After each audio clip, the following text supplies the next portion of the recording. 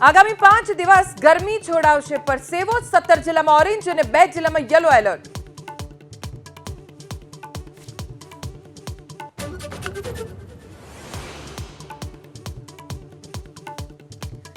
Red એલર્ટને લઈને અમદાવાદ શહેર અને ગ્રામ્ય ડીઓ એક્શનમાં। શાળાઓમાં પ્રવેશ સહિતની કામગીરી સવારે 7 થી 10 સુધીમાં પૂર્ણ કરવાની તાકીદ।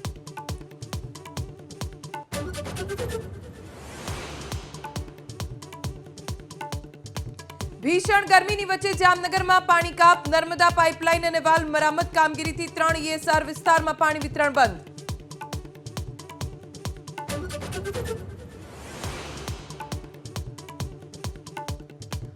राजकोट में झड़पाયેલ शंकास्पद बियारणનો જથ્થો ઈડરથી આવ્યો હોવાનું આવ્યું સામે। આવતીકાલે રાજકોટ પોલીસ તપાસ માટે જશે ઈડર।